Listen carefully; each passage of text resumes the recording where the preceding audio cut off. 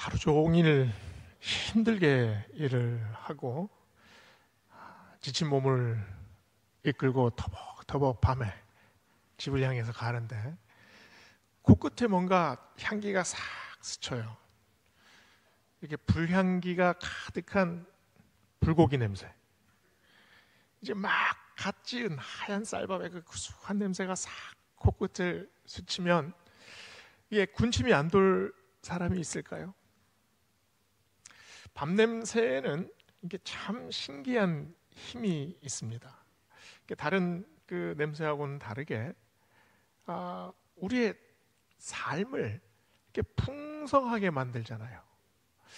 집에 있을 때 어머니가 밥 먹자 이 소리 얼마나 정겹습니까? 정말 힘들게 살다가 배고플 때 막 허겁지겁 밥을 먹고 나서 우리가 하는 말이 있죠.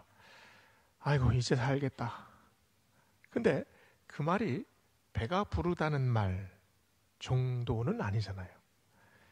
그동안 피곤하고 그동안 지쳤던 그런 모든 것들이 이제 회복되고 있구나라는 말 아닙니까?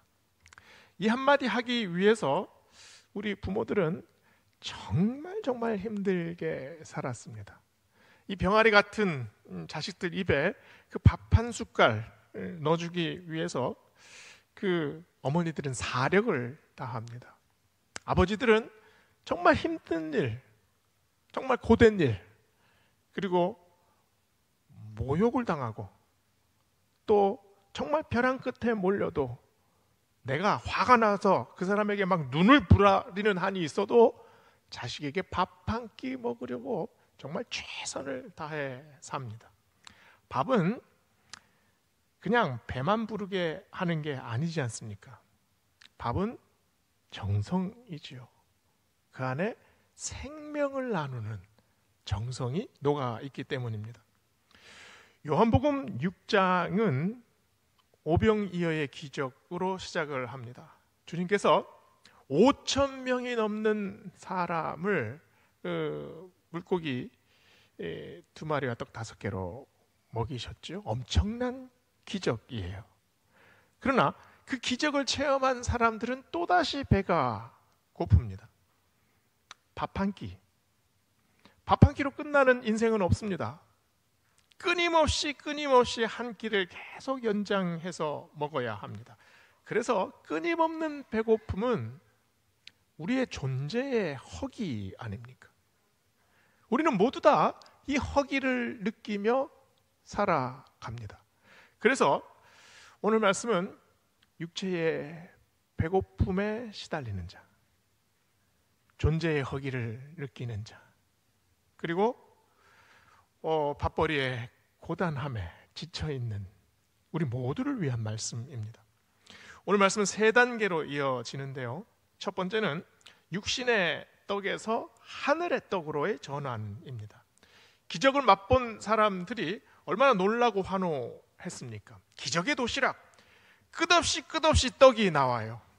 그리고 따르도 계속해서 기름병에 기름이 줄지 않는 그런 기적, 누구나 원합니다. 내 인생에 그런 기적이 계속 일어났으면 좋겠다 싶어요. 그러나 허기, 결핍은 우리에게 항상 있지 않습니까? 먹고 사는 문제, 이 문제를 완전히 도외시하거나 경시하거나 신경 쓰지 않아도 된다고 생각하는 사람은 없습니다. 우리가 사는 시대 자체가 그 배를 채워야 하고 뭔가를 먹기 위해서 노력해야 하는 시대이지 않습니까?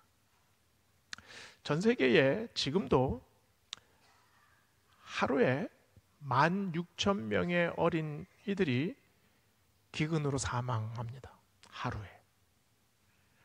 그리고 10억 명이 넘는 사람들이 단돈 1달러를 가지고 하루를 살아가야 합니다. 간디가 인도에 얼마나 못 사는 사람들이 많이 있습니까? 간디가 이런 말을 했습니다. 만약에 하나님이 오신다면 빵의 모습으로 오셨으면 좋겠다. 그만큼 절박하다는 거죠. 예수님은 우리에게 무슨 말씀을 하셨습니까? 기도를 가르치셨어요. 오늘 우리에게 일용할 양식을 주시옵소서. 그만큼 일용할 양식이 우리에게 절실하기 때문입니다. 히브리어로 빵은 레헴입니다. 그런데 이 레헴이라는 단어와 어근이 같은 라함이 있어요. 그건 싸움입니다. 빵과 싸움이 왜 어원이 같을까요? 어쩌면 빵을 먹기 위한 과정, 그 얼마나 지난하고 얼마나 오랜 노력을 투자해야 하는 과정입니까? 이스라엘 땅은 비옥하지 않습니다. 그 먼지가 풀썩풀썩이는 그 밭을 돌을 손으로 하나하나 골라내야 되죠. 그 엉겅퀴 그 가시나무를 다 치워야 합니다. 그리고 물을 대야 하잖아요. 강이 없습니다. 물동이를 이고 와서 그걸 하나하나 물을 부어서 새싹을 틔워야 합니다. 씨를 뿌려야지요. 그리고 잡초를 제거해야 됩니다. 추수를 하고, 요즘에는 탈곡기가 있어서 탈탈 돌려서 추수를 하면 얼마나 좋습니까? 하나하나 마당에 깔아놓고 그냥 도리깨질을 해야 됩니다.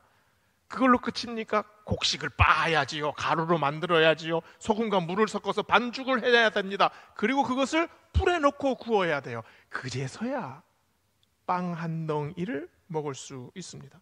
모든 과정이 노동입니다. 모든 과정이 전쟁이죠. 그리고 또한 기도입니다. 흙과 싸우고, 잡초와 싸우고, 또 물동이와 싸우고, 이 모든 과정에서 얻어낸 것이 이 빵이지 않습니까? 베들레헴, 우리는 베들레헴이라고 하죠. 근데 빵의 집, 베틀레헴 아닙니까? 근데 빵의 집은 동시에 싸움의 집이기도 합니다. 룻기에 나오미 가정이 그 베들레헴에서 살았지만 그 기근을 당하잖아요. 그래서 살려고 싸우다 밀려 모압 땅까지 밀려가지 않습니까? 34절에 그래서 예수님을 만난 사람들이 뭐라고 얘기를 합니까? 주여, 이 떡을 항상 우리에게 주소서. 이게 어리석은 요구입니까? 너무나 절실하고 너무나 현실적인 요구지요. 왜냐하면 먹는 것은, 떡은 생존이기 때문입니다. 그러나 인간은 빵을 넘어섭니다. 아무리 절실해도 빵만 가지고는 살지 않아요. 예수님도 광야에서 40일 동안 시험을 당하셨습니다.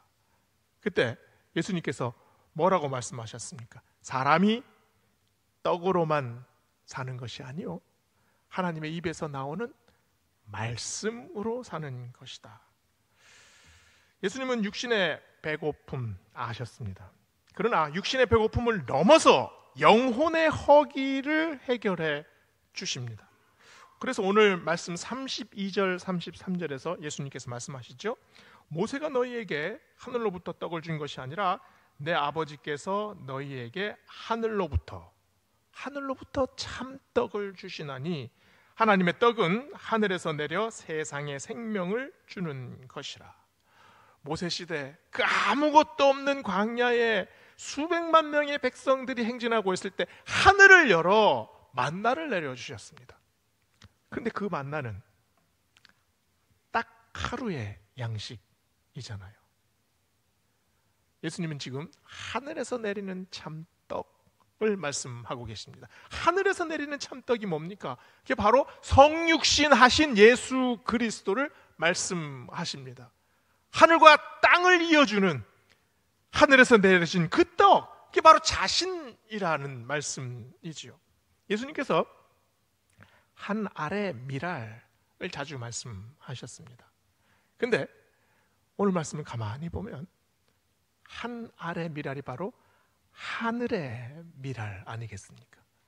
천상의 미랄. 하늘에 계시던 하나님의 본체이신 그분이 이 땅에 오신 사건, 이 땅에 그 한 알의 미랄이 돼서, 하늘의 미랄이 이 땅에 심겨져서 거기서 부서지고 깨지고 가루가 지고 녹아지고 반죽이 돼서 떡이 되는, 그것이 바로 성육신 아닙니까? 우리가 바로 그 하늘의 떡을 먹는 사람들입니다. 우리의 삶이 고달프고 고되지요. 그래서 세상의 떡, 땅의 떡을 먹어야 합니다. 그러나 동시에 우리는 땅만 바라보지 않습니다. 우리는 하늘을 올려다 봅니다. 바로 내 인생에서 주시는 그 하늘의 떡, 하늘의 맛, 하늘의 은혜를 아는 자, 그 하늘의 떡을 먹는 우리가 되시기를 주의 이름으로 축원합니다. 두 번째로 하늘의 떡에서 생명의 떡으로의 전환입니다. 35절에 예수님께서 말씀하시죠. 나는 생명의 떡이니 내게 오는 자는 결코 줄이지 아니할 터이요 나를 믿는 자는 영원히 목마르지 아니하리라. 예수님은 자신을 씹어야 할 떡으로 일치시키십니다. 우리가 읽지는 않았지만 요한복음 6장을 쭉 내려가다 보면 53절에 인자의 살을 먹지 아니하면 너희 속에 생명이 없느니라 말씀하셨습니다. 빵이 되려면 곡식이 으깨져야 됩니다. 깨지고 부서져야 합니다. 그리고 그 부서진 가루가 떡이 됐을 때 그 빵도 그 떡도 찢어져야 하지 않습니까? 우리가 성찬에 임할 때 찢긴 예수 그리스도의 몸을 묵상합니다. 괴테는 빌레름 마이스터의 수업시대라는 그 책에서 유명한 말을 했죠. 우리가 잘 아는 말입니다. 눈물 젖은 빵을 먹어보지 않은 사람은 우리는 뭐라고 알고 있습니까? 인생을 논하지 말라. 이게 우리가 알고 있는 경구죠. 근데 사실은 그 내용은 달라요. 눈물에 젖은 빵을 먹어보지 않은 사람은 근심에 차서 수많은 밤을 울며 지새본 적이 없는 사람은 알지 못하리. 그 천상의 힘들을. 그게 무슨 의미일까요?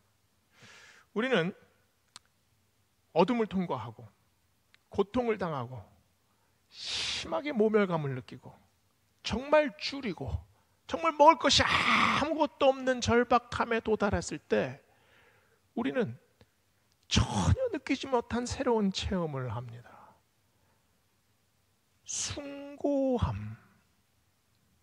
전에는 느끼지 못했을 때, 내가 아무것도 없을 때 생명을 향한 숭고함. 다른 것들 다 아무것도 중요한 게 아니라 딱 한 빵 한 조각 먹을 수 있다면 그때 이 숭고함이 천상의 힘과 연결이 돼요. 왜 연결이 될까요? 천상의 힘이 도대체 뭡니까? 내가 이렇게 배고픈데 저 사람은 어땠을까? 내가 이렇게 눈물이 나는데 똑같은 상황에서 저 사람은 어땠을까? 그것은 평소에는 전혀 느끼지 못하는 차원의 감정입니다. 내가 눈물을 흘려봐야, 내가 줄여봐야, 내가 고통받아봐야, 내가 벼랑 끝에 몰려봐야 저 사람이 똑같은 상황에서 어땠을까를 생각하게 됩니다. 그게 바로 천상의 힘 아니겠습니까? 우리가 빅터 프랭클이라는 분을 잘 알지요. 2차 세계대전 때 아우슈비츠 수용소에서 살아난 정신분석가입니다. 이분이 이 수용소에 있었을 때의 감정을 잘 이렇게 풀어놨어요. 수용소에서 살아남는 방법 너무나 간단합니다.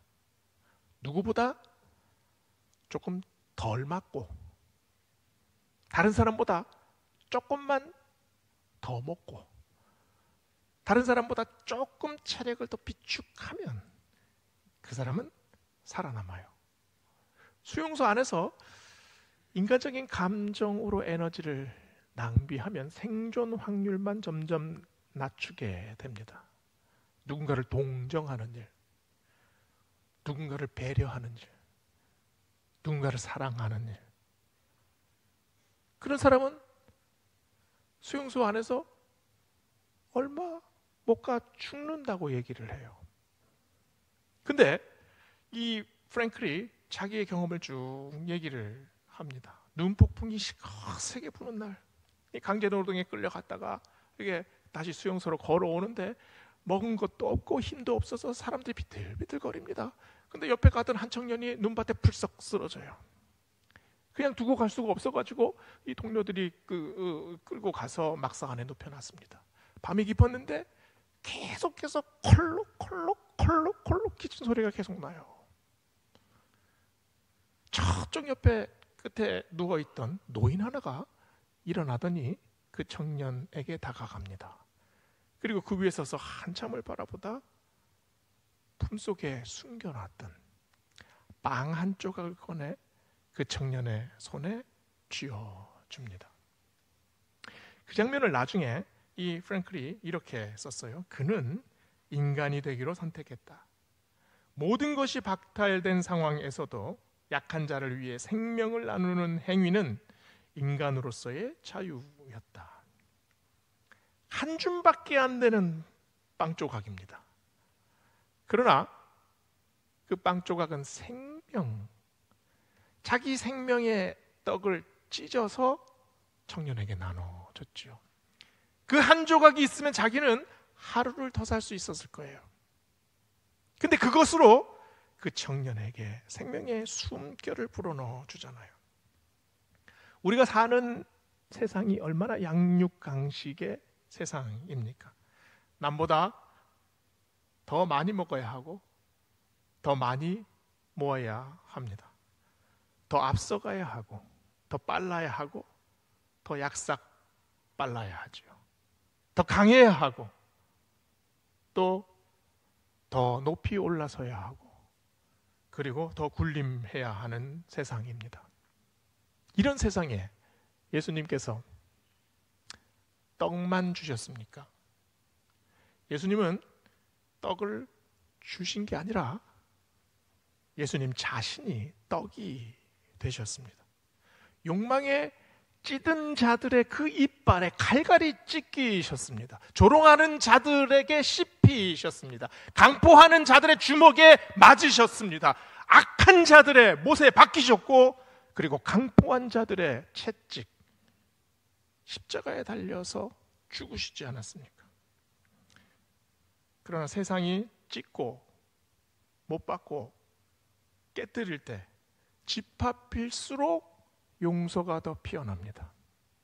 깨질수록 사랑이 더 퍼져 나갑니다. 이게 바로 예수님께서 우리에게 보여준 모습 아닙니까? 그래서 이사야서 53장 5절은 말하죠. 그가 찔림은 우리의 허물 때문이요 그가 상함은 우리의 죄악 때문이라. 그가 징계를 받음으로 우리가 평화를 누리고 그가 채찍에 맞음으로 우리가 나음을 받았도다. 우리의 마음이 얼마나 완고하고 딱딱합니까? 악착 같은 이기심이 있죠. 탐욕은 한번 물면 놓치는 법이 없습니다. 우리의 시기와 미움의 칼날이 얼마나 날카롭습니까? 비열함, 피비린내를 즐기는 마음이 사람들에게 있습니다. 밑도 끝도 없는 의심과 불순이 그냥 막 먹구름처럼 피어날 때가 있어요. 내 안에 있는 완악함이 장벽처럼 두껍습니다. 이런 우리를 주님께서 성찬의 자리에 부르십니다.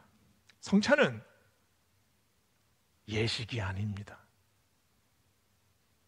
성찬의 떡을 받았을 때 우리는 그 받은 손으로 예수님의 찢기신 그 살 속에 우리의 손을 넣습니다. 단순히 성찬은 예수님의 고통에 참여하는 것이 아니죠. 예수 그리스도의 신비한 은혜가 우리에게 어떻게 임합니까? 우리도 찢게 만드십니다. 우리도 부서뜨리십니다. 우리도 무너뜨리고 그래서 우리도 깨뜨리십니다. 그래서 그 떡이 생명의 떡으로 우리에게 다가옵니다. 성찬에 임할 때 우리가 마음속으로 기도하잖아요. 주여, 내 안에 있는 이 악착 같은 이기심을 주여 깨뜨려 주시옵소서. 내 안에 있는 이 칼날 같은 미움과 시기 주여 가라앉혀 주시옵소서. 내 안에 이때와 같은 이 피비린내 나는 비열함 주님께서 없애주시옵소서. 이 탐욕의 이빨 주님께서 꺾어 주시옵소서. 내 안에 있는 완악함 주님께서 무너뜨려 주시옵소서. 우리가 성찬에 임할 때, 주님의 떡을 받을 때 우리 안에서 이 기도가 생겨납니다. 생명의 떡을 먹은 자, 그래서 그 떡을 받아서 나도 작은 생명의 떡으로 살겠습니다, 나도 그리스도의 몸으로 살겠습니다 다짐하는 우리가 되기를 주의 이름으로 축원합니다. 세 번째는 생명의 떡에서 부활의 떡으로의 전환입니다. 39절 40절에서 주님께서 말씀하셨죠. 나를 보내신 이의 뜻은 내게 주신 자 중에 내가 하나도 잃어버리지 아니하고 마지막 날에 다시 살리는 이것이니라. 내 아버지의 뜻은 아들을 보고 믿는 자마다 영생을 얻는 이것이니 마지막 날에 내가 이를 다시 살리리라. 찢기신 떡, 그 찢기신 떡이 어떤 떡으로 변합니까? 살리는 떡으로 변하여집니다. 우리가 성찬에 참여하는 것은, 우리가 그 작은 떡을 받는 것은 바로 예수 그리스도께서 명하신 그 부활의 신비에 참여하는 일입니다. 예수님께서 지금 하늘의 떡, 생명의 떡을 말씀하셨어요. 근데 그 목적이 뭡니까? 오늘 말씀에 보면 그 목적이 내가 너를 살리리라 라는 그 말씀에 초점이 있습니다. 그 목적은 부활입니다. 모든 복음서에 마지막 장면은 참 장중해요. 근데 특별히 누가복음 그리고 요한복음, 이 두 복음서의 마지막 장면을 한번 보세요. 누가복음 24장 마지막 장면이죠. 근데 어떤 장면이 나옵니까? 예루살렘에서 엠마오 마을로 걸어가는 두 제자의 모습이 나와요. 석양이 찌는 예루살렘 길에서 그 언덕길을 쫙 내려가서 엠마오 마을까지 걸어가는데 예수님과 같이 걸었어요. 근데 이들이 예수님이 누군지 알지 못합니다. 언제 그들의 눈에 띄입니까? 해가 지고 저녁에 엠마오 마을 식탁에서 주님께서 축사하시고 떡을 떼어 나눠 주사 그들의 눈이 밝아지매, 떡을 떼서 나눠 주실 때 그 떡을 먹고 나서 이분이 주님이시구나 깨달아 알기 시작했습니다. 요한복음 21장 마지막 절에 어떤 장면이 나옵니까? 예수님께서 십자가에 죽으시고 실망한 베드로가 갈릴리 해변으로 숨어듭니다. 아무도 모르는 곳에서 그물을 치고 저 혼자 이제 살겠다고 그렇게 세상 속으로 다시 들어갔어요. 그때 그 차가운 새벽, 그 짙은 푸른빛이 도는 해변가에서 예수님께서 빨간 숯불에 떡을 구우셨어요. 그래서 제자들을 부르시고 그 떡을 베드로에게 다시 주시지 않습니까? 식사는 평범합니다.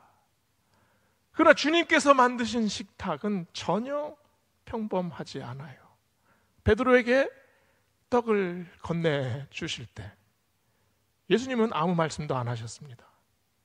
베드로가 그 떡을 받았을 때 무엇을 느꼈을까요? 그 떡 한 덩이에 모든 것이 녹아 있잖아요. 말을 하지 않아도 예수님께서 어떤 의미로 이 떡을 나에게 주셨는지 베드로는 압니다. 느낍니다. 다시 마음이 뜨거워집니다. 이 영혼이 다시 살아나는 경험 아닙니까?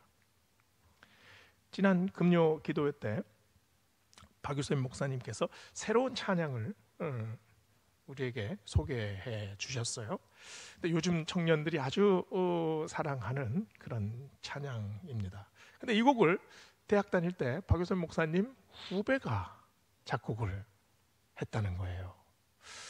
그런데 그 다음에 이어서 그 후배가 어렸을 때 아버지에게 학대받은 경험이 있다고 말씀을 하셨습니다. 저는 그 찬양을 쭉 함께 찬양을 하면서 그날 저녁에 좀 많은 생각이 들었어요. 학대받은 마음에 그 마음이 어떻게 찬양하는 마음으로 변해질 수 있을까?